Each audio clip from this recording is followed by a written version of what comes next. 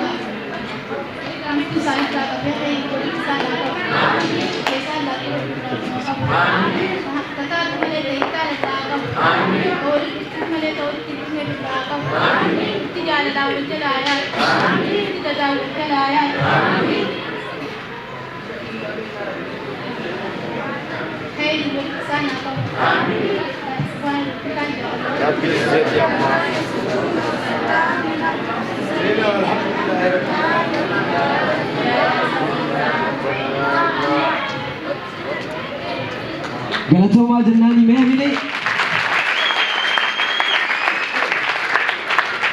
Okay, thank you my fantastic Mustafa. Fuadi.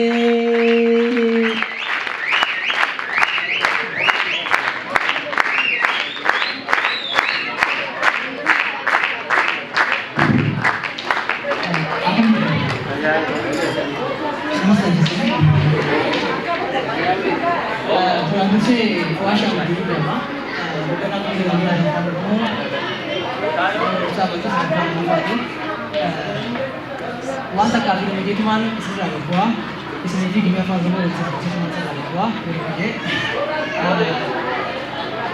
jika ini pada kopi kerja, tuta, jika kemudian enggak, abumma beliau, bagaimana tu, guru saya berbiasa, tuta dia berbiasa, ini guru dia, ini tuta dia, bagaimana tu, isama biasa, nama kan tak boleh biasa.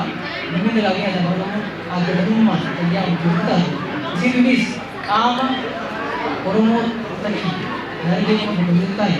Orang rumah orangnya sebenarnya karena itu karena tadi maka orang apa kita bekerja ini lagi orang artinya orang biasa artinya orang makan ini akan dilakukan ini akan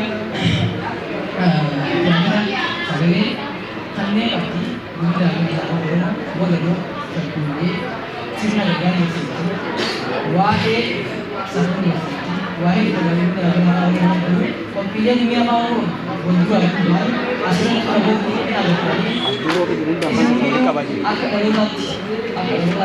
akan mendekat pendidikan ini walaupun dari dia terkendali sini sudah berarti ini bukan burai kamu keiman itu jauh tidak keiman itu ada juga amin juga satu juga keiman itu wajib bagi lagi namun keiman yang ini terjadi keiman juga ada keiman itu wahun tu itu wahun itu namun ini keiman hanya jadi kamu akan melekat itu langsung berkurang istilah berbeda kalau ini adalah kita untuk bisa kerja tahu sontan, bukan begitu sama, bukan begitu. Ini udah ilmu, benar-benar yang bagus. Wah yang sontan, wah orang kita berarti, benar mungkin lagi rasa, perempuan mah, ular inap, mati inap, tangkap tu, hada itu berpada, sini mungkin pada, sini ada dengan rumah.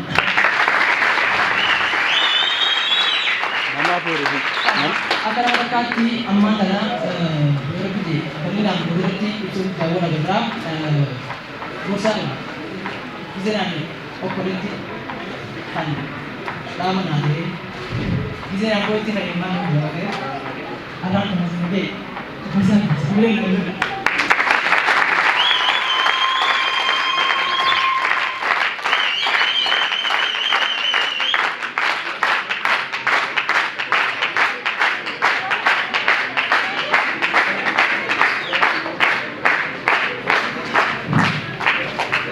akan ni duraan dursee guyyaa eebbifamtaa jira. Gumii dagaagaa afaan Oromootu qophaa'e. Kanarratti keessummoonni garaagaraa ijoollee garaagaraa fi yeroo keessan aarsaa guutanii osoo haajaa garaagaraa qabdanii dhiiftanii dhimmi humna laallattanii asitti argamtanudha. Bakka jiraatan bakka murtaa'aa naannoo dursee jechuudha.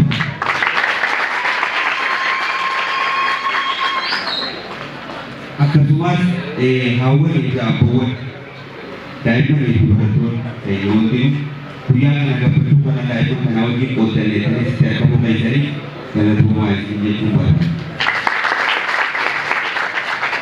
Gumii dagaagina afaan Oromoo gumii dagaagina aadaa fi afaan Oromoo mana barumsaa Baalee sadarkaa lammaffaa kaayyoolee artistoonni kana dura qaban kanneen gootonni qabsoonni Oromoo dargee handura artii Oromoo waan taateef isaan biraa wareegaman san galmaan ga'uuf gumii taa'ee gumii daandilee halee bu'uura artist Alii Birraa fa'aan artist Moo Goobanaa fa'aan Haloodaa Weefaan irraa biyya lafaa kanarraa deeman san kaayyoo isaan asirratti dhiisan san galmaan geenyaa jedhee gumii lafaa ka'ee qophaa'ee of jaalee deemee jechuun barbaada. Kanaaf akka gumii kun bu'aa bahii baay'ee keessa tarkaanfatee iddoo argee kana ga'uudhaaf rabbiin galanii haa ga'u jechuu barbaada. Itti aansuudhaan abbaa keenya kabajamaa Sheek Mansuur artii kanaaf bu'uura achirraa imala dheeraa tarkaanfatee waan kana isiniif milkeessitee asitti walqabuudhaaf hamilee nama barbaachisaa galatuu fi jechuun barbaada.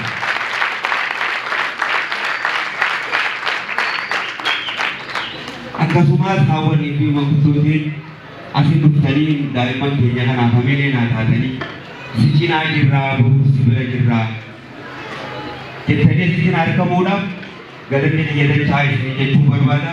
Galatooma.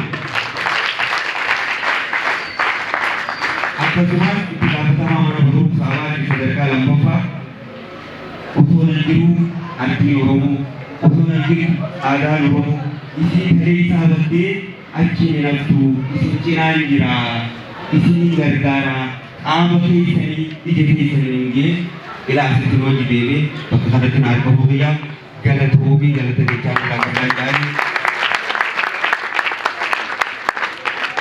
Akkasumas inni dhumaa ijoollee qaqqabalee rakkoolee garaagaraa keessatti osoo abdiin muran wantoota itti dhufanuun garagalteetti fudhattee gara hojiitti jijjiirtee guyyaa kanaan guyyaa bareedaa kanaan gahanii naa galateeffadhaa guutan.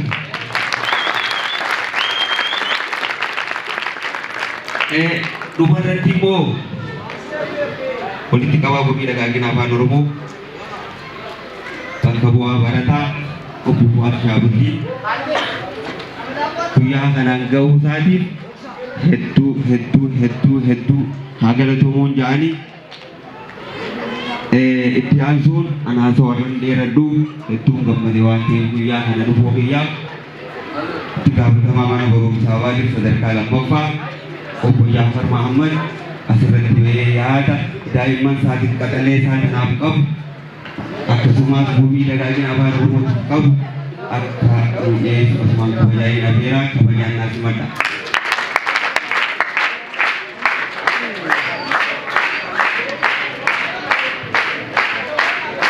Jitu Pagi dilaku kabajamoo obbo Tawallada Bookana Biyoo Barnoota Aadaa fi Turizimii naannoo Haraarii kabajamoo Aadde Sa'aadaa Ibrahim hooggantuu waajjira aadaa fi turizimii godina Wallagga Bahaa kabajamoo obbo Galmeessaa Ahmad hoogganaa Baaraataawoo naannoo Haraarii kabajamoo obbo Naasir Ahmad itti aanaa hoogganaa biiroo barnoota aadaa fi turizimii naannoo Haraarii akkasumas keessummoota biiroo garaagaraa aanaalee garaagaraa fi manneen barnoota garaagaraa irraa waamicha keenya kabajanii asitti argamtan hundi keessanuu ana haa dhufu isinii jechuun barbaada. baga nagaan dhuftan. Akkuma beekamu biyyi keenya Itoophiyaan biyya aadaa fi duudhaa safuu fi sablammootaa badhaateedha. Aadaa, duudhaa fi safuun uummattoota guddina biyya tokkoo keessatti qooda olaanaa qabaachuun isaa wal hin gaafachiisu. Aadaa, duudhaa fi safuu uummattoota kanaa qabeenya biyya keenyaa ta'uu hubannee akka barbaadamutti irratti hojjechuun gahee hunda keenyaati. Kanaafuu nutiis akka mana barumsa abaatiif sadarkaa lammaffaatti gumii aadaa fi afaanii duudhaa sabuu fi dhaloota duudhaa aadaa sabuu fi safuu isaa beekee kan waliis beekee guddatu oomishuun waliin jireenyaa fi guddina biyyaa keessatti gahee olaanaa qabaachuu isaa hubannee guyyaa har'aa sagantaa kan fakkaatu qopheessinee isin afeeruu keenyatti gammachuu guddaatu natti dhagahama. Kanaaf miseensonni gumii aadaa fi afaanii mana barumsaa abaatiif sadarkaa lammaffaa barsiisonni, barattoonni, hawaasni naannoo, gamtaa maatii sagantaan kun akkanatti miidhagee akka bareeduuf yeroo keessan aarsaa gootan hundi keessanuu maqaa kiyyaa fi maqaa mana barnootaatiin galatoomaa isin jechuun barbaada. Itti aansuun biiroon aadaa fi turizimii naannoo Hararii yeroo barbaannetti qabeenyaa fi beekumsaan cinaa dhaabbachuu keessaniif maqaa mana barnootaa abaatiif sadarkaa lammaffaatiin isin galateeffachuun barbaada. Maaloo isinis sirrii deebi'aa galateeffadha. Dabalataan biiroon aadaa fi turizimii naannoo Hararii fi godina Harargee Bahaatiin dhaamsa qaba. Dhaamsi kunis akkuma walitti ibsamuuf yaadatti aadaa, duudhaa fi safuu uummattootaa badhaadhina biyyaa keessatti dhaloota eenyummaa isaa beekee kan waliis beekee waliin jiraatu oomishuu keessatti qooda dachaa qaba. Kanaafuu biiroon aadaa fi turizimii naannoo Hararii fi godina Harargee Bahaa kan durii caalaa irratti akka hojjettan dhaamsa dabarsuun barbaada. Nutis gama keenyaan kan durii caalaa jabaannee akka irratti hojjennu gamanumaan dhaamsa koo dabarsuun barbaada. Waajjirri aadaa fi turizimii naannoo Harariitis cinaa akka dhaabbattan dhaamsa koo dabarsuun barbaada. Waan na dhaggeeffataniif baay'ee galatoomaa.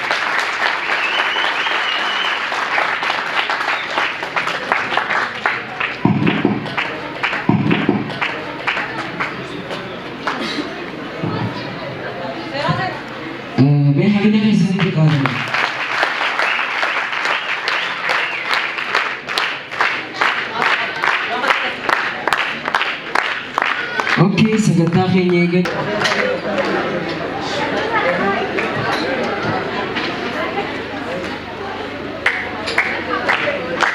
Ay atletico, ay jarra, ay.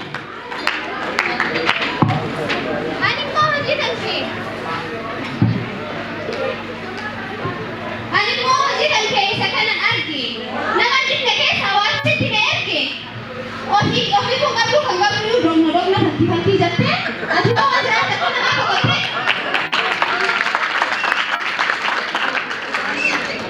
Amma guutte, amma nyaata. Saantima tokko handaaqoo tokko warra dhiiraa fiddee beekta. Warra dhiiraa sammuu iyyuu jira. Oon itee namootee talame.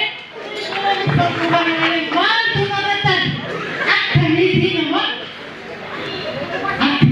namaa danqitee of jiraachisuun beektu. Miiluu si dhallatu tolii gaddeettu.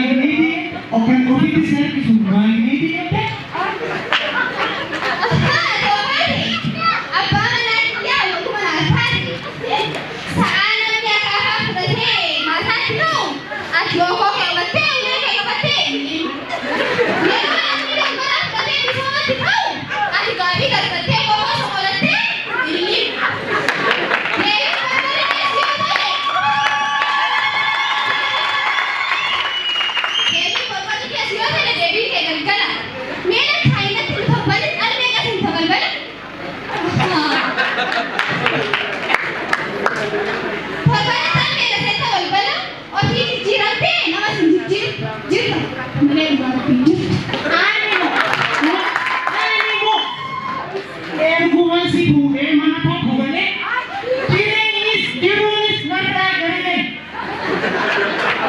malee abbaa fi deeggartoota nama naannoo kanaa wanna gaarii hojjetu fakkeenyummaan ana kallamee dheessine kan dubbatee dhalli goota onnee dhagaa ana dammeessaa abbaa walaa nama beekuun beekaa.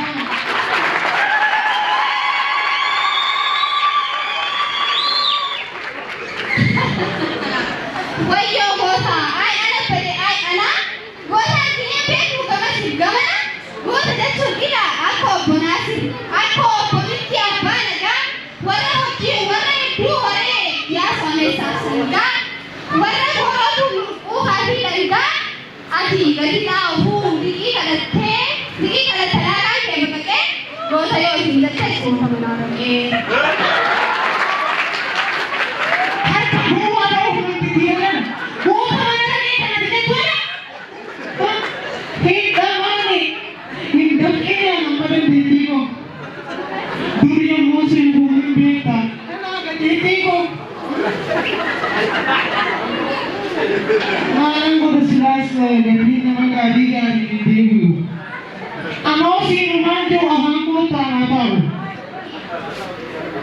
Goota kana hundattuu goota iteessaa dhiisatan biyya waan gooti waan nuti dhiisuu qabati. Haa inatti himi ani kan jedhu ilmaan guddifannaa jedhee olii gadi biifne utuun laga bu'ee ba'uu miilli kun dhiigne isa kaan walii ilaaluu seenee isa kaan daboo waame gandamee ajooree meessee cinee hamne halkan barii ta'ee qorraansa ayyaanne kun bobaadha kun bobeedha kun immoo utuun jenni rooba guddoo garagalchee haamee murree cora hin dafqinee hin dhamaanee hambatan kanan tokko maasitti mul'atu joormaaf dhamaatee koo wayyoo kanaa. Kan koositti mul'atu inni nabiddaan gubattee ciinca'u inni bifti koobalee goota inni irra yaa'u inni duudaa ta'u inni quuqamee halkan guyyaa aanu inni bishaan baadhee qoraan baadhee dugdi koo caccabu inni dhosoo ijoollee wajjin iyyuu naannaan koo karamu way anaa inni ofiinis abdii kutee ofis namas qabaaru kan koomaan sitti mul'atu lafti si taajabaa namni si taajaba abbaa xumboree koo.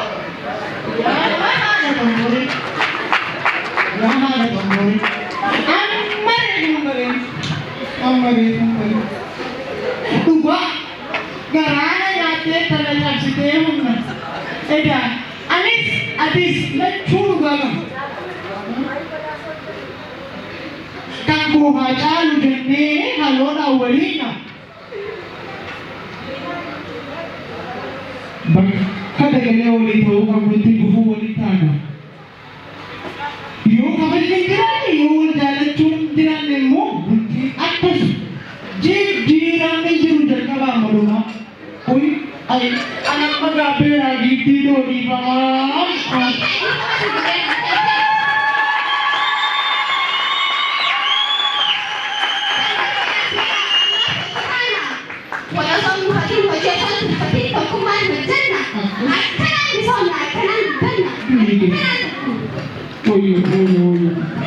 yaada xomboree koo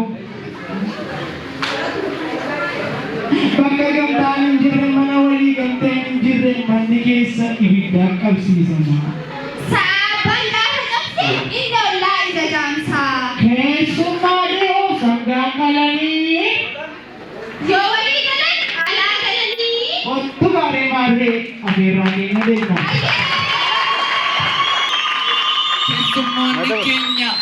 Keessummoonni keenya argamtan asitti welcome to afaan faranjiitti unkaan basalaan maxxaachuu afaan amaaraatti hambeeylee amaan badi jiru afaan harariitti baga nagayaan dhuftan kan namuu beekuuti.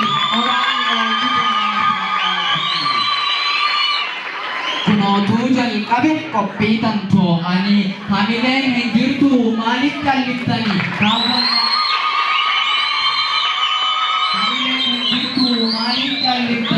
kaawwannaaf ililchaa dhiirtis hamileeni akkanatti ammatti dabalaa gara qophiitooti qophiin tiyaataraa hedduu namatti tolti hojiin aartiidhaatu hedduudha mi'ooyti eebba tiyaataraa kan guyyaa har'aati hedduu namatti tola das ja'a alaalaati hedduu namatti tola das ja'a alaalaati.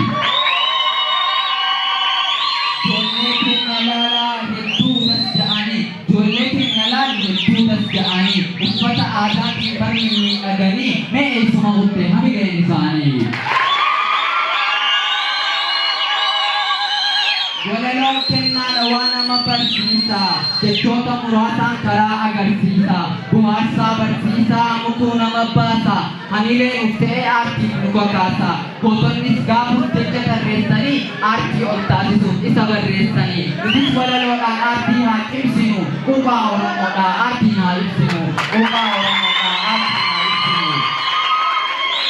Arratti yaataraa kunoo eebbisanii sakaalaa ja'a maalaan mata dureeni hedduu namatti tola akkuma gartanii tiyaatara kana irree hamileeni. Ijoollee tiyaataraa bilichaa mee haadholiin keenya takkanaa ililchaa.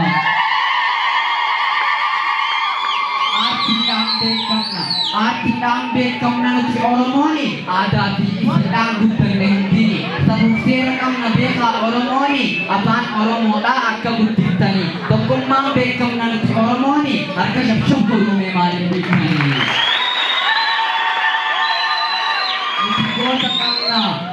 Nuti goota qabna nuti Oromoonni kan akka Abdiisaa Aagaa hedduudha isaanii goota Taaddee Birruu Waaqoo guutuufaa fakkeenyi isaanii gootarraa dhalannee nuti Oromoonni kan akka Jaarraa Abbaa Gadaa faadhaamee akkam jettanii.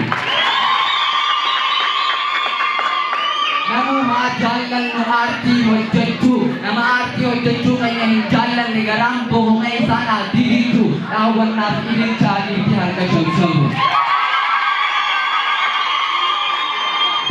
Bagana murtan keenya keessummoonni kan fagoo dhuftanii asitti argamtanii tiktookarri keenyaas kunoo as jiranii annee dirree dawaa bagana gaanuu dhuftanii. Abbaan diraamaatis kunoo as jiranii Asheef Mansuur bagana gaanuu dhuftanii ana Asheef Mansuur. Galatoomii ati Muraad Ahmad Diini waliin qabaan isaanii Fuad Shamshad Diini isaaf waa hillansaa warri as jirtanii sagantaa milkeessuuf hedduu laffa'anii yaa Rabbi naaf galchiif jazaa jannataanii ijoollee keenya wajjin ifa fuuldurii biyyeen keenyaas kunoo as jiranii obsaa ja'amaa beeku maqaan isaanii waan hundaan beekamaa ogeessa inni hamilee obsaadhaaf fannaa boonsa. Ilalu hedduu bareeddanii harka keessan sochoosaa gamaaf gamanaani yeroon isin ilaalu hedduu bareeddanii harka keessan sochoosaa gamaaf gamanaani aboo maashaallah hedduu naaf taatanii warri waa'ee hiyyaa baruu barbaaddanii barreessaa walaloo hawwataa dhaloonni dirree dawaan jiru ammaaf yeroo ani sagantaa walaloo warri barbaaddanii hamilee naaf fannuume maaliif dhiiftanii.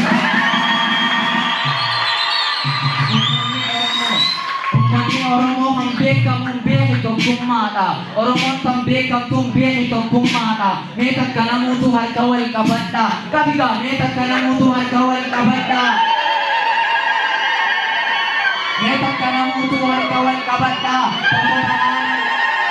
Tokko ta'aa namuu tokkummaan jiraadha. Wal jaalala malee wal jibbaa hanqadha. Walitti haramaa takka wal dubbadha. Jaalala malee wal jibbaa hanqadha walitti maramaa takka wal dubbadha.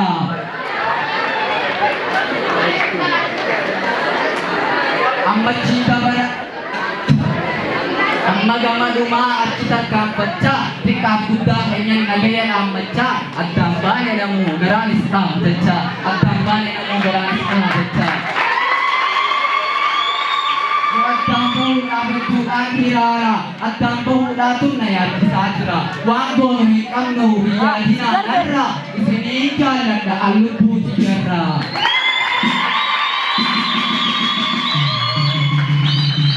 Kiyya arraaf asirra raawwatti dhiifama naaf godhaatu gongora kooti yoo na baruu barbaadan ani maqaan kooti na beektanii sahaa obboleewwan kooti kan nan beekne yoo jiraate siifii himaa rakkoota kan qabuuti Musaaf Shee Ahmadiin jedhama asumaan bariiti qoosaan koo magaallee badhaawwadaa itti. Magala waa gurraachaa miti dhaabbinaanis dheeraa waa gabaabaa miti maasha Allah jedhamee takkanatti ta'a.